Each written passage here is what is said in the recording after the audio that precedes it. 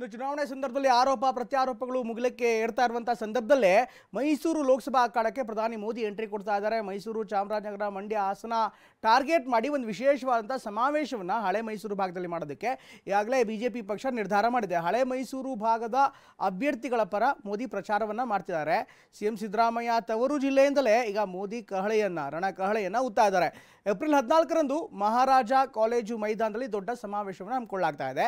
JDS BJP ಕಾರ್ಯಕರ್ತರನ್ನ ಉದ್ದೇಶಿಸಿ ಮೋದಿ ಭಾಷಣ ಮಾಡ್ತಾರೆ. ಎಚ್.ಡಿ. ದೇವೇಗೌಡರ ಜೊತೆಗೆ ಪ್ರಧಾನಿ ಮೋದಿ ಜಂಟಿ ಪ್ರಚಾರವನ್ನು ಮಾಡ್ತಾ ಇದ್ದಾರೆ. ಇನ್ನು ಮಾಜಿ ಸಿಎಂಗಳಾದ ಕುಮಾರಸ್ವಾಮಿ ಹಾಗೂ ಯಡಿಯೂರಪ್ಪನವರು ಕೂಡ ಇದರಲ್ಲಿ ಭಾಗಿಯಾಗ್ತಾರೆ. ಸಿಎಂ ಸಿದ್ದರಾಮಯ್ಯ ಕೌಂಟರ್ ಮಾಡಲು ದೋಸ್ತಿ ಎಲ್ಲ ರೀತಿಯಂಥ ಸಿದ್ಧತೆಯನ್ನು ಮಾಡಿಕೊಂಡಿದೆ.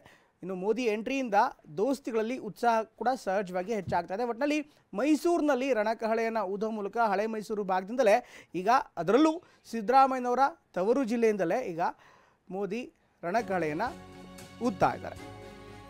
ಇನ್ನು ಪ್ರಧಾನಿ ಮೋದಿ ಸಮಾವೇಶಕ್ಕೆ ಬಿಜೆಪಿಯಿಂದ ಸಿದ್ಧತೆ ಈಗಾಗಲೇ ಆರಂಭವಾಗಿದೆ.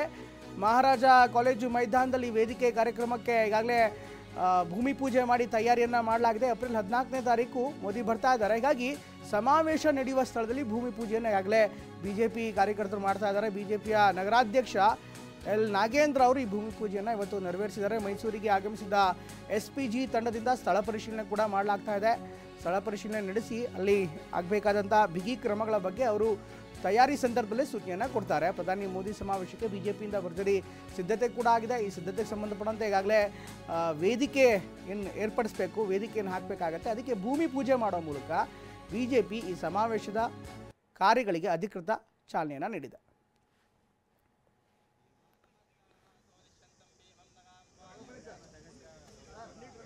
ದೃಶ್ಯದಲ್ಲಿ ನೋಡ್ತಾ ಇದ್ದೀರಾ.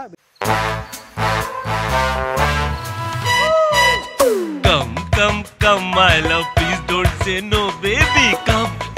Come my love. V-Guard ನ air coolers extra large cooling pad ನೊಂದಿಗೆ ಇದು ಎಂತೆಂಥವರನ್ನು ಕೂಲ್ ಆಗಿಸುತ್ತೆ.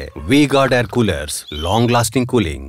ಬಿಜೆಪಿಯ ನಗರಾಧ್ಯಕ್ಷ ನಾಗೇಂದ್ರ ಅವರ ನೇತೃತ್ವದಲ್ಲಿ ನಡೆದಂಥ ಭೂಮಿ ಪೂಜೆ ಇದು. ಈಗಾಗಲೇ ಶಾಮಿಯಾನ ಸೇರಿದಂತೆ ಸ್ಟೇಜ್ ಸೇರಿದಂತೆ ಎಲ್ಲ ತಯಾರಿಯನ್ನು ಮಾಡಬೇಕಾಗಿದೆ. ಸಾಮಾನ್ಯವಾಗಿ ಬಿಜೆಪಿ ನಾಯಕರು ಈ ರೀತಿಯಾದಂಥ ಕಾರ್ಯಕ್ರಮ ಮಾಡೋಕ್ಕಿಂತ ಮೊದಲು ಭೂಮಿ ಪೂಜೆ ಅಥವಾ ದೇವತಾ ಪೂಜೆ ಮಾಡೋ ಮೂಲಕ ತಮ್ಮ ಅಧಿಕೃತ ಕಾರ್ಯವನ್ನು ಆರಂಭ ಮಾಡ್ತಾರೆ. ಈ ಬಗ್ಗೆ ಇನ್ನಷ್ಟು ಹೆಚ್ಚಿನ ಮಾಹಿತಿಯನ್ನು ನೀಡ್ತಾರೆ ನಮ್ಮ ಪ್ರತಿನಿಧಿ ದಿಲೀಪ್.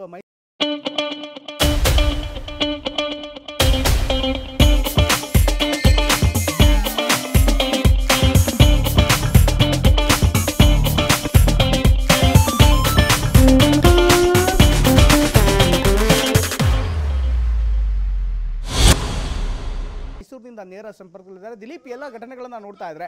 ಅಫ್ಕೋರ್ಸ್ ಬಿಜೆಪಿ ತುಂಬ ಉತ್ಸಾಹದಲ್ಲಿದೆ.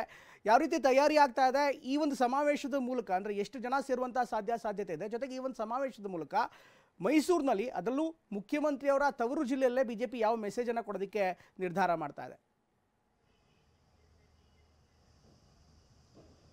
ಪ್ರಮೋದ್, ಖಂಡಿತವಾಗ್ಲೂ ಏನು ಏಪ್ರಿಲ್ 14ಕ್ಕೆ ಪ್ರಧಾನಿ ಮೋದಿ ಅವರು ಮೈಸೂರಿಗೆ ಬರಲಿಕ್ಕೆ ಮುಹೂರ್ತ ನಿಗದಿಯಾಗಿರುವಂಥದ್ದು. ಈ ಕಾರಣದಿಂದಾಗಿ ಬಿಜೆಪಿ ಈಗ ಸಹಜವಾಗಿ ಸಾಕಷ್ಟು ತಯಾರಿಯನ್ನು ಮಾಡ್ಕೊಳ್ತಾ ಇರುವಂಥದ್ದು. ಈಗಾಗಲೇ ವೇದಿಕೆ ಏನು ನಿರ್ಮಾಣ ಮಾಡಲಿಕ್ಕೆ ಮುಂದಾಗಿದ್ದಾರೆ. ವೇದಿಕೆ ನಿರ್ಮಾಣ ಮಾಡಲಿಕ್ಕೆ ಮುಂದಾಗಿರುವ ಸಂದರ್ಭದಲ್ಲಿ ಆ ಒಂದು ಸ್ಥಳವನ್ನು ಪರಿಶೀಲನೆ ಮಾಡಿ ಜೊತೆಗೆ ಅಲ್ಲೇ ಒಂದು ಭೂಮಿ ಪೂಜೆ ಮಾಡುವಂಥ ಕೆಲಸವನ್ನು ಬಿಜೆಪಿ ನಾಯಕರು ಮಾಡಿರುವಂಥದ್ದು. ಇಲ್ಲಿ ಪ್ರಮುಖವಾದಂಥ ವಿಚಾರ ಅಂತಂದರೆ CM ತವರಿನಲ್ಲೇ ಈ ಒಂದು ಬೃಹತ್ ಸಮಾವೇಶವನ್ನು ಮಾಡ್ತಾ ಇರುವಂಥದ್ದು. ಯಾಕಂದರೆ ಸಹಜವಾಗಿ ಸಿದ್ದರಾಮಯ್ಯನವರು ಈ ಒಂದು ಭಾಗದಲ್ಲಿ ಗೆಲ್ಲಲೇಬೇಕು ಅನ್ನುವಂಥ ಪ್ರತಿಷ್ಠೆಯನ್ನು ತೆಗೆದುಕೊಂಡು ಪದೇ ಈ ಒಂದು ಭಾಗದಲ್ಲಿ ಪ್ರಚಾರವನ್ನು ನಡೆಸ್ತಾ ಇರುವಂಥದ್ದು. ಇವರಿಗೆ ಟಕ್ಕರ್ ಕೊಡಲಿಕ್ಕೆ ಸಲುವಾಗಿ ಈಗ ಬಿಜೆಪಿ ಈ ಒಂದು ಮಾಸ್ಟರ್ ಪ್ಲಾನ್ ಅನ್ನು ಮಾಡಿರುವಂಥದ್ದು.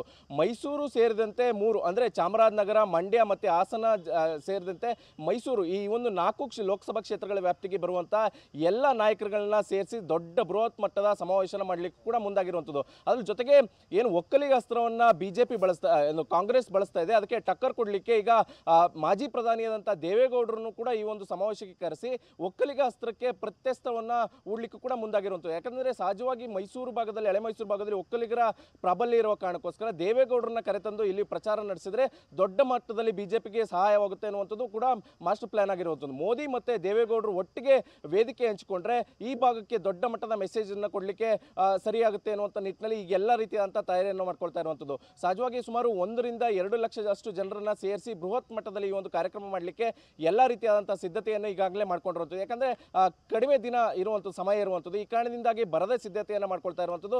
ಈಗಾಗಲೇ ಈ ಮೈಸೂರಿನ ಮಹಾರಾಜ ಗ್ರೌಂಡ್ಗೆ ಏನೋ SPG ತಂಡಕ್ಕೂ ಕೂಡ ಬಂದು ಒಂದು ಪರಿಶೀಲನೆ ನಡೆಸಿ ಈಗ ಹೋಗಿರುವಂಥದ್ದು. ಪ್ರಮೋದ್. ಥ್ಯಾಂಕ್ ಯು ದಿಲೀಪ್ ಎಲ್ಲ ಮಾಹಿತಿಗಾಗಿ.